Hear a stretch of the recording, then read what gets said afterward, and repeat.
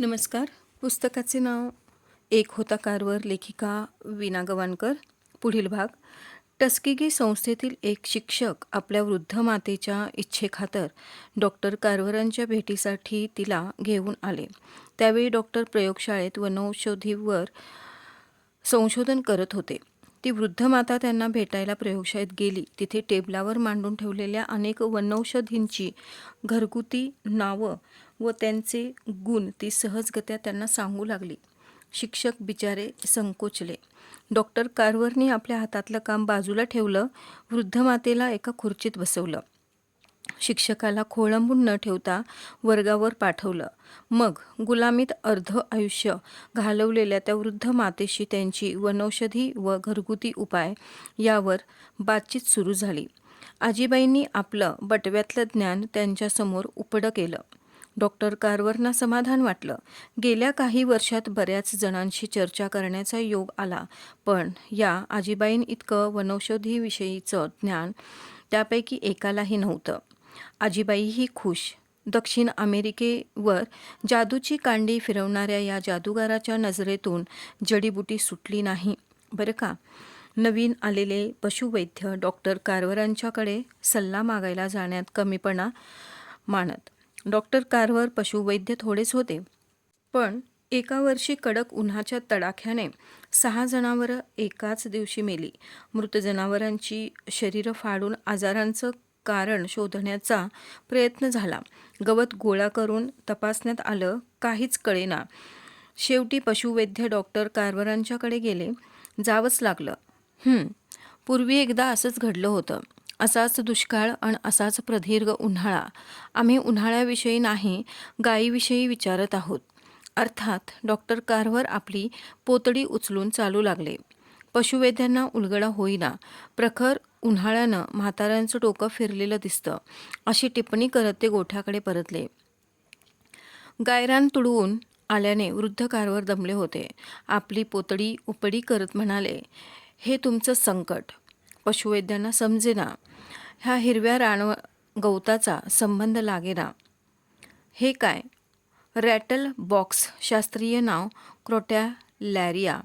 कुंपणाभोवती हे वाढतं. हिरव्या गवतात ते अलग ओळखता येत नाही. चुकून गवताबरोबर गायीच्या पोटात गेलं तरी धोका नाही, पण जेव्हा वनस्पती आणि इतर गवतं कोळपून जातात तेव्हा गाय हेच हिरवं रॅटल बॉक्स खाते.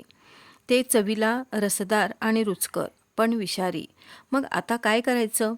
आणखी गायी मरायला नको असतील तर तुम्ही आणि तुमचे विद्यार्थी बाहेर पडा. रॅटल बॉक्स वेचून काढा आणि नष्ट करा. आभाराचे शब्द ऐकण्यासही न थांबता डॉक्टर कारवर निघून चालते झाले आणि आपल्या खोलीत जाऊन बुलेटिन लिहू लागले. रॅटल बॉक्स याविषयी रानगवतावर. प्रत्येक ऋतूत ते शाळेच्या परिसराची तपासणी करत, आपल्या हातांनी लावलेल्या झाडांची तपासणी करत. झाडं उंच झाली होती, विस्तारली होती. आता या उतारवयात त्यांना झाडावर चढता येत नसे. जवळून जाणाऱ्या एखाद्या विद्यार्थ्याला ते हाक मारत, करवत देऊन एखादी फांदी कापून टाकायला सांगत. बहुधा त्या फांदीवरची पानं वाळलेली असत. मुलंही अशी कामं मोठ्या आत्मीयतेने करत. डॉक्टर कारवरांनी सांगितलेलं काम हे ज्ञानात भर टाकणारच असे. प्रत्येक झाडाच्या बुंध्यावर डॉक्टर कारवरांनी त्या झाडाच्या जातकुळीची पाटी लावलेली असे. टस्किगीतल्या रस्त्यांना दुतर्फा झाडं वाढलेली दिसतात. ती डॉक्टर कारवरांच्या कृपेने. तशा पाट्या लावून झाडांची ओळख ठेवायची पद्धत आजही तिथे आहे. त्यांची नजर द्रष्ट्याची होती. काळाच्या पुढचंच त्यांना दिसत होतं. त्यांनी त्या दृष्टीने आखलेल्या योजना, मांडलेल्या कल्पना प्रत्यक्षात उतरवायला अडचण पडे, ती आजूबाजूच्या अदूरदृष्टीवाल्यांमुळे. 1899 सालीच त्यांनी भूसंधारणाची योजना मांडली होती. वनस्पतींची राखण व वृद्धी करणं आवश्यक असं आहे हे सांगितलं होतं, परंतु ही योजना प्रत्यक्षात उतरायला 1929च्या ग्रेट डिप्रेशनची आपत्ती यावी लागली. त्यानंतरच सरकारने ती योजना विचारात घेतली. 1932-33चा तो काळ. या जगात टाकाऊ असं काहीच नाही. सारं जपा. वेळप्रसंगी त्याचा उपयोग होतो. या प्राध्यापक कार्वर यांच्या बजावण्यावर साऱ्या अमेरिकेचं लक्ष आता केंद्रित झालं होतं. डॉक्टर कार्वर यांच्या तंत्रशुद्ध पद्धतीनुसार लागवडी केल्याने अमेरिकेत प्रचंड प्रमाणावर शेती उत्पादन झालं होतं. ते वाया जाऊ नये म्हणून अन्नधान्य टिकवण्याच्या सुलभ पद्धती त्यांनी शेतकऱ्यांना शिकवल्या. अवजड शास्त्रीय भाषा उपकरणं न वापरता अगदी वाळवा, सुकवा, उन्हं लावा अशा बोलीभाषेत अनेक प्रकारची फळं व भाज्या टिकवल्या जाऊ लागल्या. पदार्थ दीर्घकाळ सुस्थितीत टिकविण्याचे उपाय, सोप्या पौष्टिक पाककृती या विषयांवर पत्रकं काढली. साधा स्टोव्ह, तारेच्या जाळ्या, मच्छरदाणीचं जाळीदार कापड, स्वच्छ सूर्यप्रकाश यांच्या साहाय्याने कोणते पदार्थ टिकविता येतात यांच्याही याद्या प्रसिद्ध केल्या. पहिल्या महायुद्धात डॉक्टर कार्वरांच्या रताळ्यांनी लोकांची आणि सैनिकांची उपासमार टाळली. युद्धानंतर मोठ्या प्रमाणावर निर्जलीकरण प्रकल्प उभारला जाणार होता.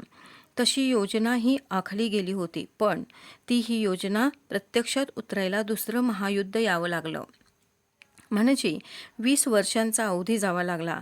आणि गंमत म्हणजे निर्जलीकरणाच्या योजनेचं, तिच्या मागच्या कल्पनेचं श्रेय कोणी का घेईना. देशाला संकटकाळी आपला थोडाफार उपयोग झाला याचंच त्यांना समाधान. भुईमुगाच्या टरफलापासून जमीन भुसभुशीत बनवणारं खत तयार करता येतं. त्या टरफलामुळे जमिनीला सेंद्रिय खत मिळतं. तिची प्रत सुधारते. टरफलापासून बनवलेल्या कंडिशनमध्ये आर्द्रता धारण करण्याची शक्ती अधिक असून नायट्रोजन, पोटॅश, फॉस्फेट यांचंही प्रमाण त्यात अधिक आहे. त्यामुळे सद्यस्थितीत जर्मनीहून आयात केल्या जाणाऱ्या पीट मॉस पेक्षा हे कंडिशनर अधिक उपयुक्त आहे. या त्यांच्या प्रस्तावाबाबतही तेच झालं. असा प्रकल्प उभा राहायला 1940 साल उजाडावं लागलं. मधल्या 20 वर्षात अमेरिकेत लाखो टन टरफलं जाळली गेली. या अशा त्यांच्या अनेक गोष्टी. त्यांनी प्रयोगशाळेत यशस्वी करून दाखविलेली ही उत्पादनं बाजारपेठेत यायला 20 वर्ष जावी लागली. 1937च्या सुमारास प्राध्यापक कार्वर व सुप्रसिद्ध उद्योगपती हेनरी फोर्ड यांची भेट झाली. रथी महारथींची भेट ती. एक होता उपेक्षित दलित निग्रो समाजात जन्म घेतलेला, तर दुसरा होता समाजावर प्रभाव टाकून असलेला धनत्तर कोट्याधीश. एक वय सोडलं तर कोणतंच साम्य नव्हतं त्या दोघात. साम्य नव्हतं कसं? दोघांचाही श्रमप्रतिष्ठेवर विश्वास होता, प्रयत्नांवर श्रद्धा होती. फोर्ड मोटारीची निर्मिती करून हेनरी फोर्ड स्वस्थ बसले नव्हते. नवनिर्मितीची जिद्द त्यांना अस्वस्थ करत होती. काहीतरी नवीन घडवावं ही जाणीव टोचणी लावून होती. तशात डॉक्टर कार्वर यांचा अविश्रांत परिश्रमातून साकारणाऱ्या समाजोन्नतीचा ध्यास त्यांच्या कानी आला. वाट वाकडी करून फोर्ड साहेब टस्केगीला आले. दोघेही परस्परांचा वकूब, परस्परांचं असीम कर्तृत्व ओळखून होते. परस्परांविषयी आदरभाव ठेवून होते. पहिल्याच भेटीत अंतःकरण खुली झाले. अंतरीच्या खुणा पटल्या. हस्तांदोलन करताना दोघांच्याही मुद्रा कशा कमालीच्या प्रफुल्लित झाल्या होत्या. हेनरी फोर्डना डॉक्टर कार्वर यांच्या निस्पृह निर्विकल्प मनाचा मोठेपणा जाणून घेण्यासाठी फार काळ जावा लागला नाही. ते दिसतात त्याहीपेक्षा अधिक पटींनी त्यांचं व्यक्तिमत्व विशाल आहे. या मुक्तात्म्याला गरज कशाची ती नाहीच याचा अनुभव फोर्ड साहेबांनाही आलाच. शाश्वत मूल्य पैशाच्या मोबदल्यात मिळत नसतात. किंबहुना पैशाच्या मोबदल्यात जे विकत घेता येतं त्याला शाश्वत मूल्य म्हणत नाहीत. हेनरी फोर्ड यांच्या या विधानाचं जिवंत उदाहरण म्हणजे डॉक्टर कार्वर. पण ज्या परिस्थितीत, वातावरणात ते जगत होते त्याने त्यांच्या आचरणाचं मोल होत नव्हतं. काय बोलतो यापेक्षा कोण बोलतो याच्याकडेच लोकांचं अधिक लक्ष असतं. भोवतालची परिस्थिती साथ देणारी नसली की असामान्य कर्तृत्व लोकांच्या नजरेसमोर यायला काळ जावा लागतो. तसंच काहीसं डॉक्टर कार्वर यांचं झालं होतं. डिअरबॉर्न येथे सोयाबीन्सची लागवड करून त्यापासून अनेक उपयुक्त उत्पादनं बनविण्यात श्री. फोर्ड यांनी यश मिळवलं होतं. डॉक्टर कार्वरना फोर्ड साहेबांच्या या संशोधनाविषयी कमालीची उत्सुकता होती. त्यामुळे त्यांनी पहिल्याच भेटीत डिअरबॉर्नला भेट देण्याचं आमंत्रण स्वीकारलं. आणि तिथून परतल्यावर आपल्या संशोधनाचा रोख सोयाबीनवर वळवला. लवकरच डॉक्टर कार्वरनी फोर्डना मोटारीचे काही सुटे भाग बनविण्यास योग्य असं प्लास्टिक सोयाबीन्सपासून तयार करून दाखवलं. तसंच त्यांनी सोयाबीनपासून तयार केलेले तेल मोटारीसाठी वापरायच्या रंगाचा मूलाधार बनवलं. फोर्ड साहेबांना आता दक्षिणेची ओढ लागली होती. त्यांनी जॉर्जियात बरीच जमीन खरीदली. तिथे मग कृषी संशोधन केंद्र उभारलं.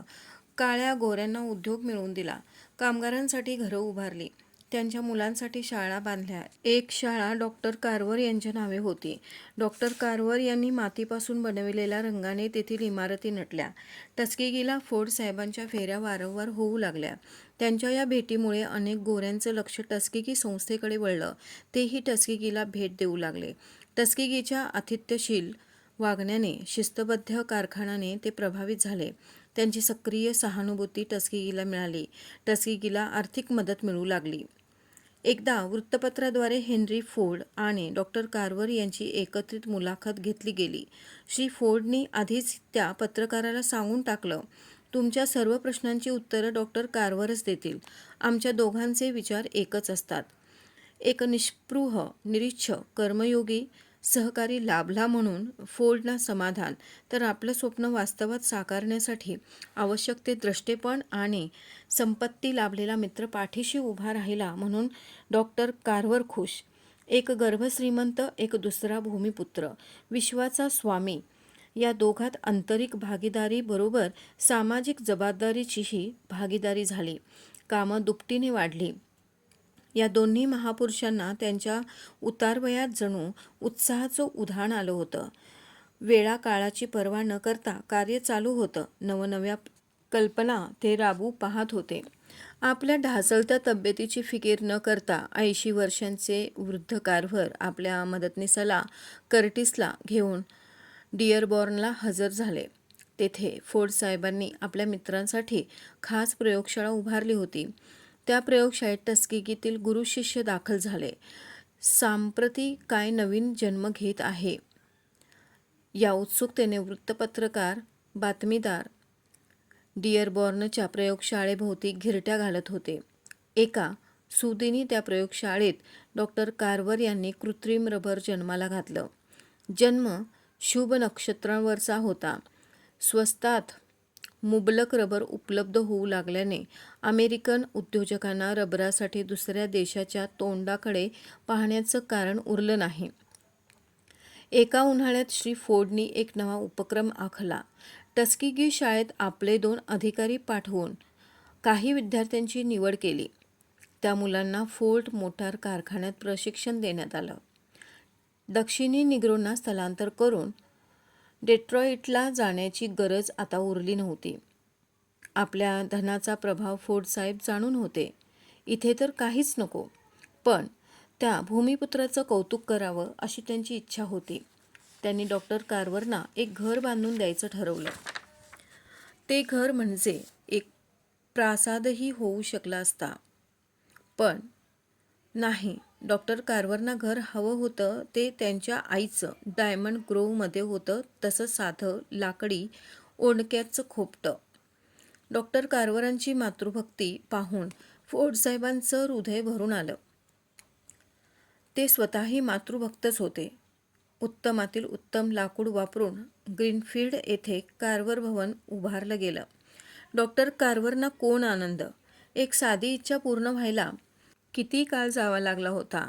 वयाच्या 80व्या वर्षी कार्वर आपल्या घरात राहायला गेले. घरात पाऊल टाकताना ते क्षणभर थबकले. आईच्या स्मृतीने त्यांचे डोळे पाणावले. फोर्ड साहेबांनी आपल्या मित्राला एक खास भेट दिली.